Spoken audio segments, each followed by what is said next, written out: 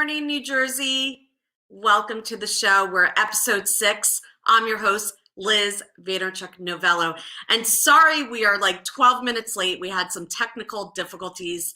My husband is in the back and we are just figuring this out. So thank you for your patience. I'm so excited because today I get to interview Steven, the salon guy, and he is incredible. So much energy. So welcome to the show. What is going on? Nice to see you. I've lost my hair over this already. That's how crazy this show has been so far. I've lost all my hair, but no, I'm so happy to be here. Thanks so much for joining me. It's so funny because episode 2, I had the pretty pink rooster, and she had said, you need to interview the salon guy. And I was like, the salon guy? So I looked you up and I saw that we have a connection.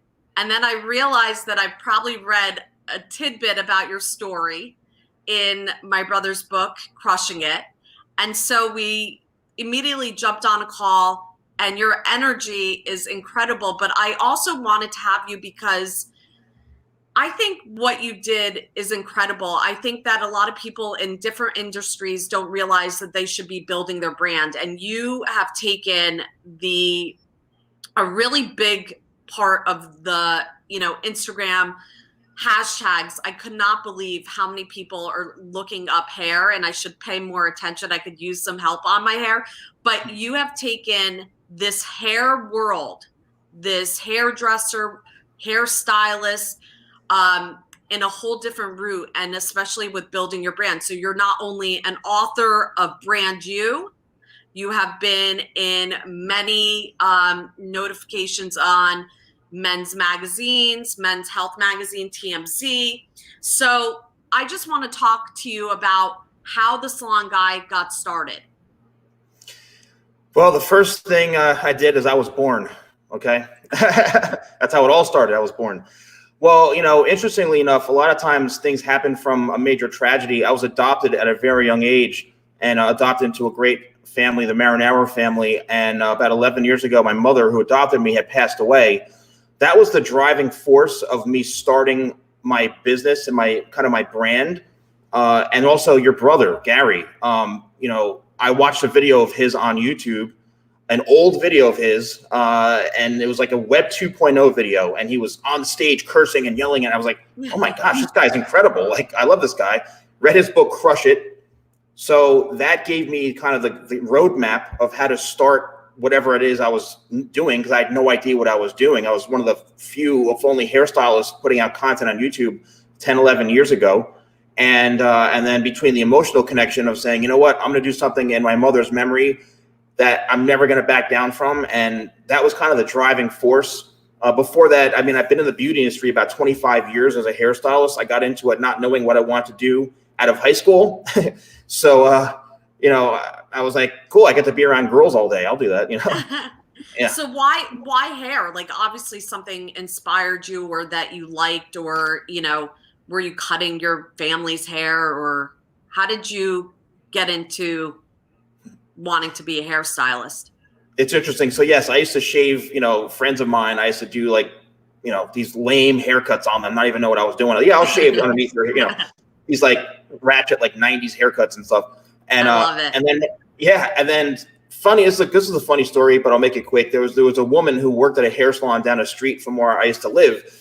And I'd walk down to that strip mall, and I would see her from a distance. I was like, that's like a pretty hot woman. Like, I got to go in there and meet her. I had just graduated high school. I went in there for a job. I was like, I'm looking for a job. They're like, are you a hairstylist? I said, no. I'm like, I just graduated high school. I want to take the trash out. I really wanted to meet her. Turned out she was like 30 years older than I was. And I was like, yeah, this may not work. So really, honestly, it was because of a crush on a girl. And then they said, this is a business. They took me in actually and introduced me to the industry. And they said, you can go to school for this. So that's when I decided to go to cosmetology school. I went to Union County Votech in Scotch Plains for 2 years, and then worked at a salon at the same time. Wow. And so obviously you had talent, right? Because we talk so much. Well, we talk about that. Not one of those, I didn't grow up playing with hair. I grew up playing Army with my friends. I had no idea like anything about hair. It literally was very difficult for me to learn the technical aspect of doing hair in school. So I learned all of that in school. You know what I mean? Did you ever make someone cry in the chair? Yes. Yes. Professionally, it's happened maybe, thank God, less than like maybe 3 to 4 times. But it did happen one time in cosmetology school to this girl. She had gorgeous blonde hair. And I said, I can do a face frame on you. I did one side. Listen, one side was perfect. Gorgeous angle coming down this way. And the other side, I just hacked straight across. So it was like this big hack in her hair. And when I tell you, this girl, not only was she beautiful, she had the most gorgeous blonde hair. And she was in tears because I botched the one side. So yes, it's happened a couple times. I mean, I'm not going to lie. I've had one traumatic experience when I wanted a face frame and I got bangs. And you know that bangs it's like years of commitment. Yeah, and they shrink up. Yeah, years of commitment. And it was traumatic. It was right before I was going to like a party. My mom will remember that. So talk to me about from the time that you started cutting, styling hair to the time that you realized, I want to put this on YouTube. Was it the fact that you were like, I've been watching YouTube videos on stylists do it? Or how did you know, what triggered that inside you to know that YouTube was the place to start? Well, honestly, it was, again, once thanks to your brother, Gary, like in his book, Crush It, you know, I didn't know really what YouTube was. It was so new. And there weren't really many hairstylists, if any. I mean, there was a couple of guys doing hair content, but I don't recall seeing like hairstylists putting themselves out there to create a brand. I mean, there was a handful, but I realized, oh my gosh, this is a thing. And for the first, I'd say 4 or 5 years of being on YouTube, it was a long journey, not understanding what really the salon guy was. I'm like, until people started telling me, you're a brand. I was like, really? Because I kept building and building and building. Like I was excited to get one Facebook follower, you know, like, and my videos, I said, if I can inspire one person, then I'm onto something. And that one person came. And interestingly enough, I started putting out videos, not about cutting hair, but doing motivational speeches on how to find the right salon to work in, how to have better customer service, how to like be a good year. And then somebody said to me, do you cut hair? I go, yeah, I cut hair. I was like, who wants to watch a bald guy cut hair on the damn internet? So clearly a lot of people. Here's the thing. You were bringing value. People were watching. And that's how it came about. But you said that journey was long. And I think that so many people think that this happens overnight. So you did it consistently for how long before you started seeing the traction? Well, I would say the traction started, I'd say about a year and a half into me building it, not really scaling it. Huh? And how often were you doing the videos? Gosh, you know, it was very random at first, maybe once or twice a week, you know, it was very random. I had no idea. Yeah. I had no idea about really a schedule. I had no idea about titles. I had no idea about anything. Just I understood upload, you know, like type in a couple of words. Right. So you're putting out just your organic, natural videos. Yes. But with also not having, it's like trying to cook something with the wrong ingredients. I didn't have the right ingredients. I was just uploading, which is the path that helped me to learn, because the more and more I started reading up and following up, YouTube is becoming a bigger platform. And then all of a sudden, next thing you know, you're getting these tips and learning about all the behind the scenes stuff and the optimization of YouTube, you know? Do you remember, are you still close with that community? Like even for myself on Instagram, there's some original OG people who've been following me consistently that I'm so grateful for. Do you have that years later where you're like, wow, you were like one of the first people to watch me. Thank you so much. Do you still build on those communities and connections? You know, there are, if I saw some of their names, there are a couple that I do remember were with me from the very, very beginning. I mean, I have in my studio right now, you can't see it, but I have a painting, an actual painting that somebody painted of my logo that sent it to me, an actual painting that I have hung up. Somebody created a figure Like they actually created a physical figure and they painted it and put it in the red chair that I'm sitting on. Like I've had people send me things that are just unbelievable. And early on in my, the beginning of my brand, I did do things for viewers because they were so important to me. And I learned early on, it's not the number that's important. It's the people that make up that number. You could have 5 followers and those 5 people are going to be so committed to you and they're going to purchase whatever it is you're selling. They're going to believe in you. They're going to get you going. As the numbers have grown for me, it's shifted so many ways that I've noticed there are the core ones that, bring me that motivation. And I say, this is why I do this. And then the other part is just people spamming me saying, oh, I want to see the new haircut of this and that. It's like, oh God. But so yeah, they're still there. For first time YouTubers, what's something you can suggest? Well, with YouTube, with your experience, like what would you have wish somebody told you in those early days? Okay, it's a great question. So I have these 3 statements. It's the why, the what, and the how. So the why is, why do you want to start a YouTube channel? Literally, do you want to do it to be an extension of your business? Do you think you're going to become famous? Do you want to make a lot of money from it? Why do you want to start a YouTube channel? What's the end goal? If someone says, Steven, the salon guy, I want to build my brand. Well, what do you do? What kind of business are you in? That's the first thing I want to know is what type of industry are you in? Because that's how you build it, right? So if you say to me, you're a realtor. Do you know how many realtors have hit me up asking me for advice on social media? I say, go watch Ryan Serhant.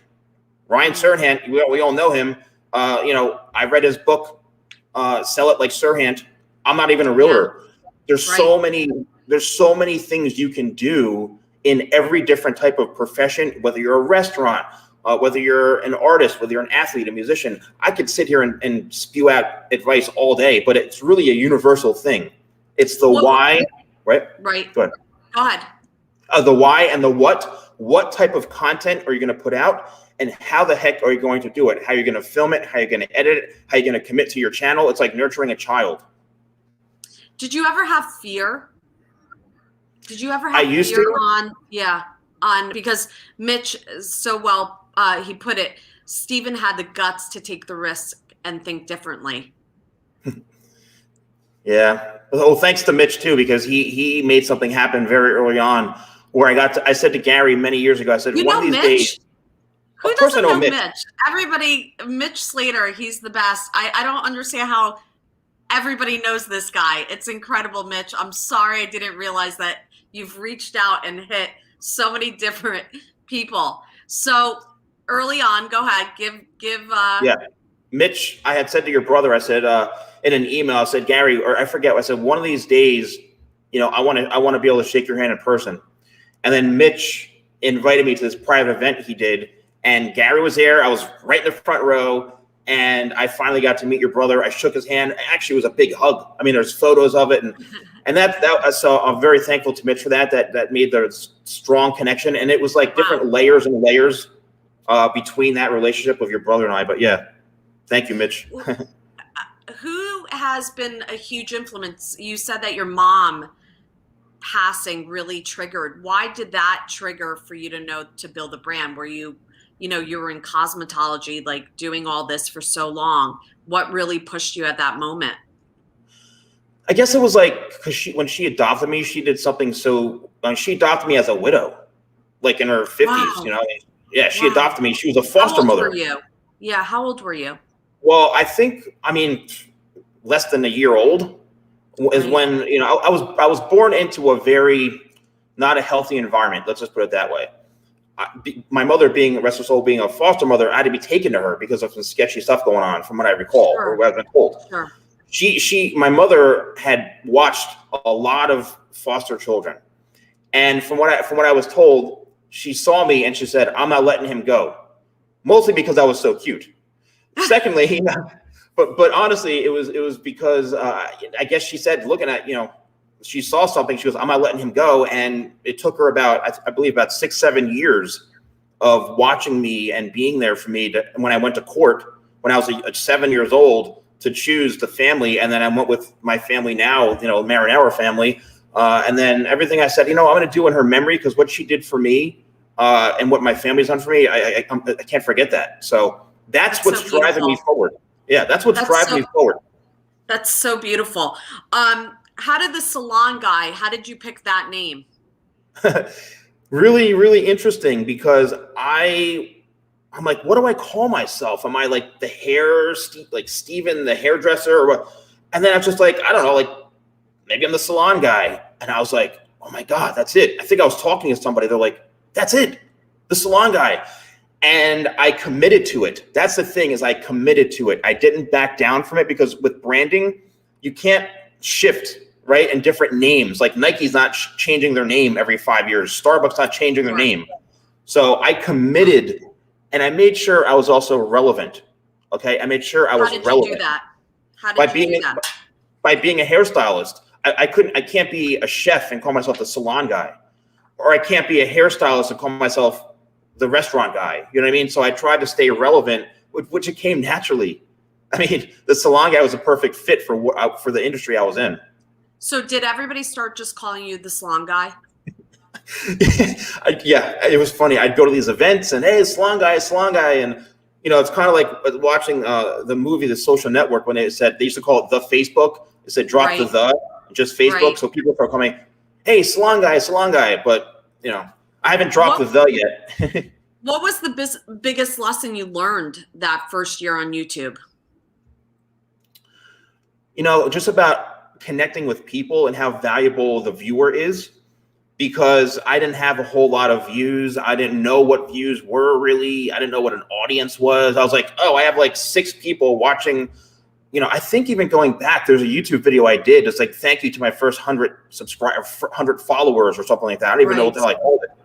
And I was like, oh my gosh, 100 people are like watching me on a regular basis. And it was such a strong connection, because they were all looking for content from me. So I understood. Oh man, thank you, bro. That's my friend Peter, and he knows Peter. Yeah, Halo Beauty Group. So building an audience was something I learned early on, and making that connection. And it could be 5 people to 5,000 people. Doesn't really matter, Tell me the first time that you had a lot of views on your YouTube. What was that feeling when you had what was that first number? Like, when I hit this number, what was that first number? Was it 10,000 views? Was it? I don't honestly, Liz, I've got close to 2,000 videos on YouTube right now. I look back at the most viewed, and I have ones, 3 million, 4 million, whatever. And I look back to, like, I remember making that video. And a lot of my videos, it's kind of like having like a hit record in the 80s. It's still a hit record over time. So some of my best performing videos are still ones from a long time ago. That's amazing. I can't honestly remember the one, because it may have hit like 10,000 views and over 5 years got this 4 million. You know what I mean? Sure. What was the content on some of those biggest videos? What's some of the content? The first one, medium length layers, wow. undercut haircut tutorial.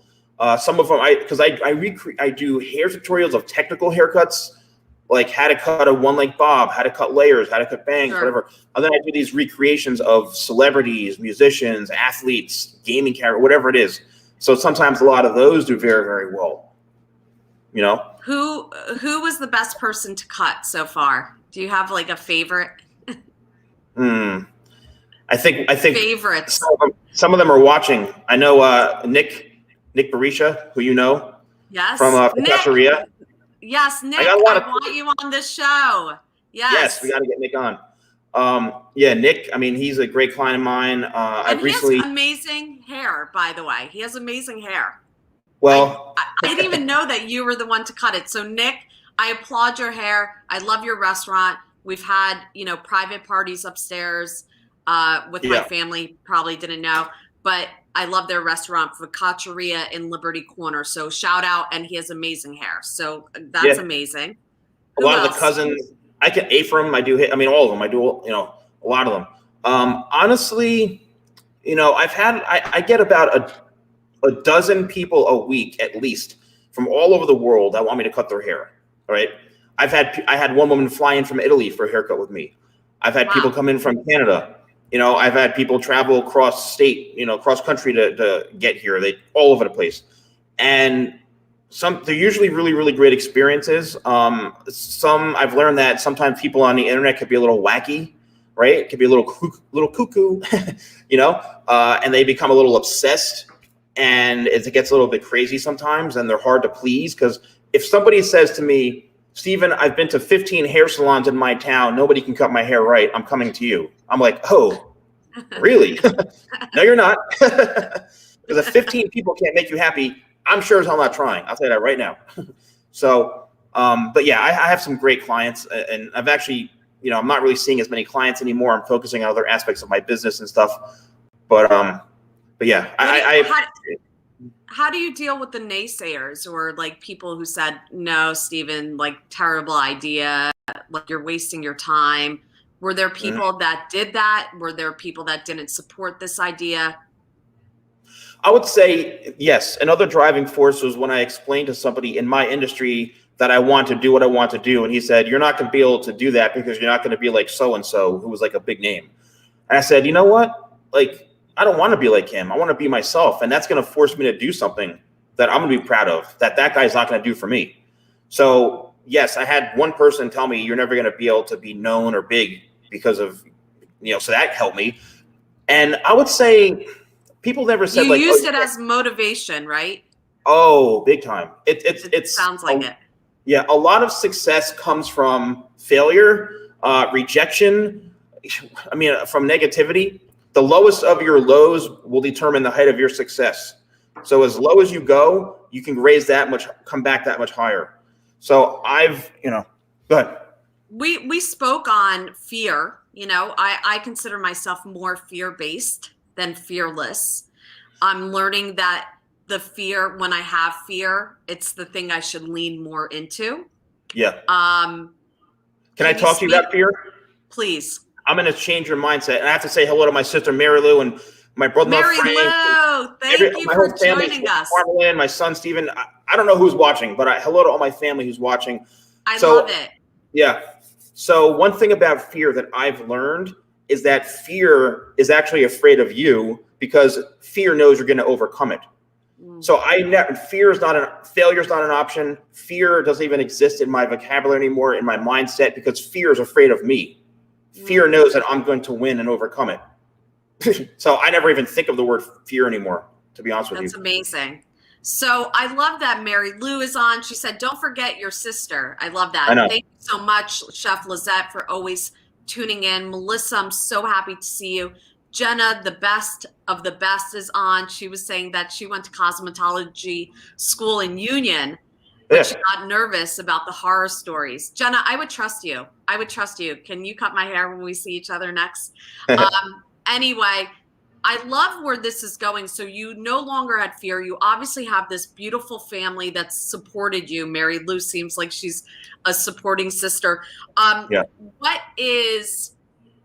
What triggered for you to know that you should now build upon your brand and come out with a book? Let's talk about your book, Brand You. Well, the book took me about 4 years to write. I did have a book deal early on, which ended up turning into a disaster, which I had to break away from. The publisher ended up kind of rewriting my book. And really? I said, well, changing it in so many different ways that I said, this is not really me. Unfortunately, the publisher had the right to do that. And then I got legal counsel and got to break away from her, had it rewritten again internally, right? And then I said, I need to find a publisher. I started pitching it, and I was getting a few rejections from publishers. I said, I got to put this thing out. So I went to a company who publishes books. It was kind of self-publishing, but they have all the connections that get you on Amazon and this and that. Sure. So I went through them, and it's basically a story of my life. Every different chapter is a different phase of my life, and I have a very interesting life. Or I've had a very interesting life, so to speak. I mean, I was a nightclub DJ. I was a firefighter. I was in law enforcement, being adopted, going to Catholic school my whole life, starting a brand. The list goes on. And every chapter, I almost called this book 50 Shades of Steven, put it that way. Right? You know what I mean? But yeah, it is a very, very interesting book. And even my family, they said, wait, you did what? So, it was really, I think it was just an extension, because a book even taking inspiration from Gary is like, he had all these books, and I'm like, you know what? A lot of people have books, so I just felt like it was the right thing to do, and I'm almost ready to write another one, to be honest with you. That's amazing. Talk to me about your products. How early on did you know that products were key? Very, very, very good question. And this is a lesson for people who want to get into so when I was doing all these YouTube tutorials of hair stuff early on, I would use product Y, product Z, brand this, whatever. And and when I didn't mention the product I was using, people would ask me, what product did you use? Oh, I use this, I use that. And then I started realizing I'm mentioning and plugging all these companies and I'm getting nothing for it.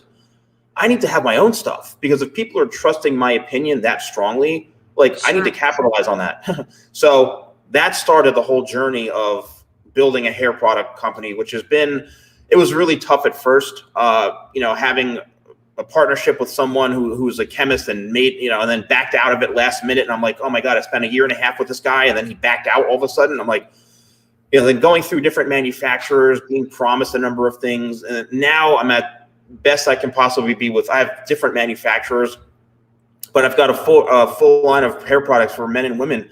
And every product I have, I stand behind it. I use them all the time. So I'm very passionate about them. I'm actually obsessed, Liz. I'm obsessed with my hair product brand. Yeah. Tell me, what's the best product for fine hair that you have? Well, I have a product called Tidal Wave, which is sea salt volumizing spray. It's my #1 selling product.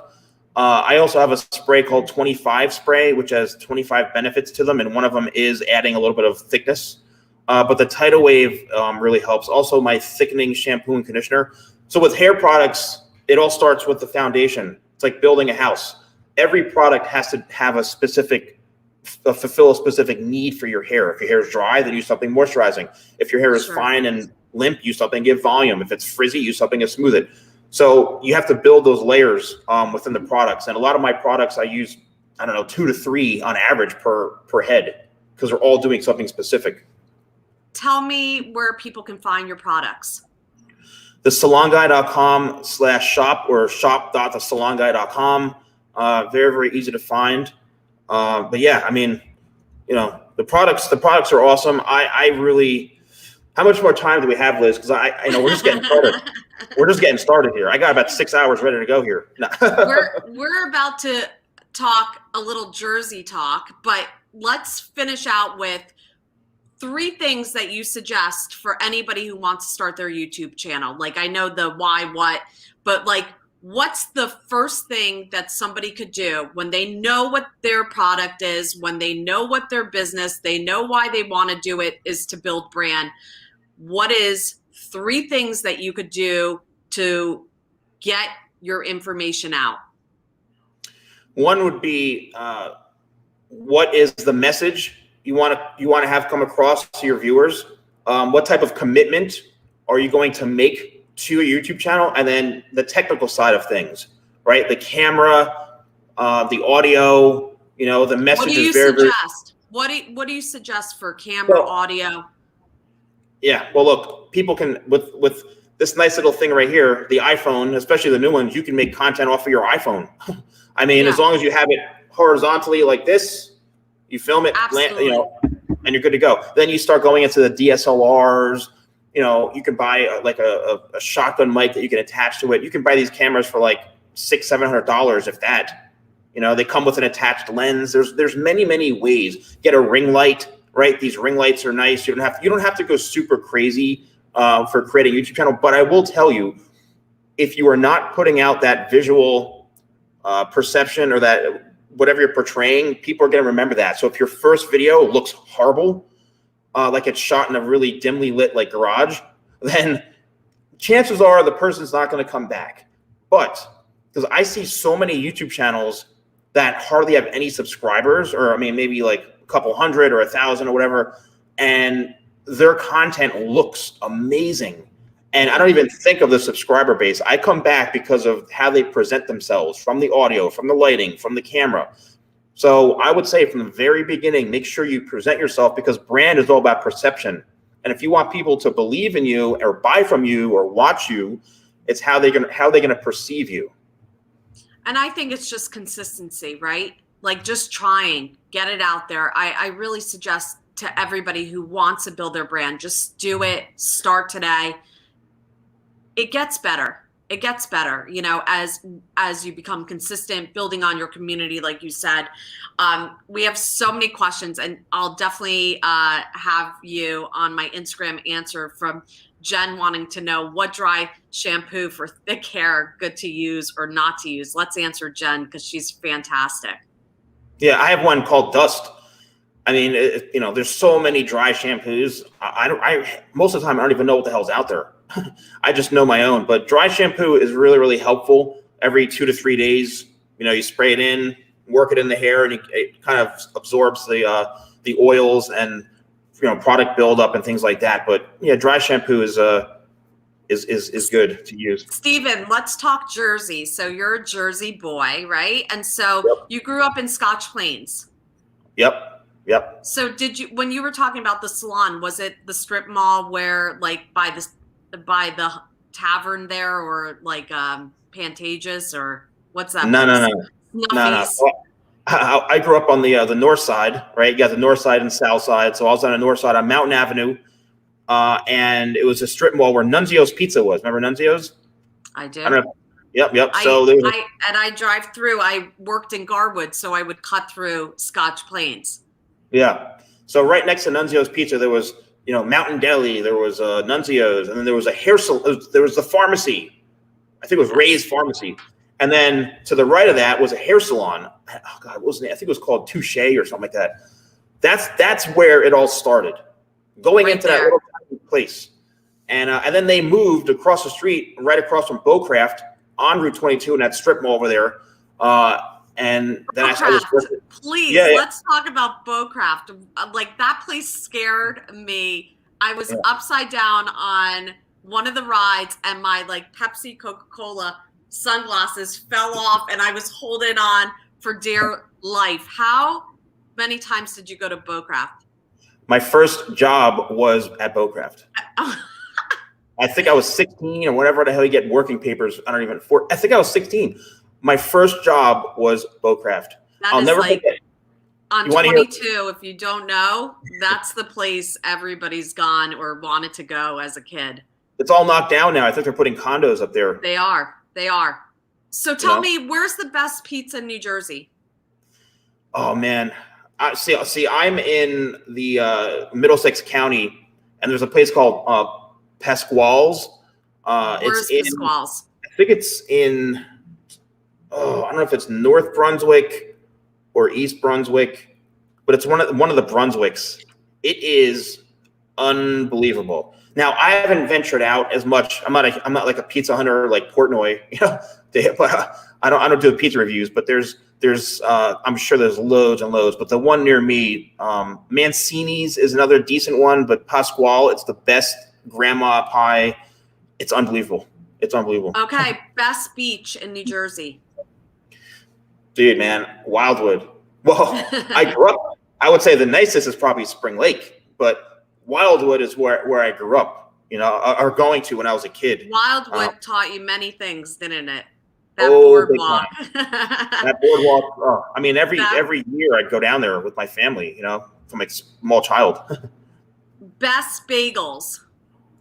Oh God, I'm not a bagel guy, to be honest with you. All right, give me a best of Jersey. What's something that you want to give a shout out for a salon or a wherever you like to frequent in New Jersey? Salons, I have to be a little biased because no, I can't because there's so many of them that I know. Let's just say there's a lot of good talent in New Jersey. Great. Restaurants. I have to plug Nick Focacceria, obviously. Bistro 73, Ephraim. So good. Yeah. Tony's cousin Tony in Martinsville.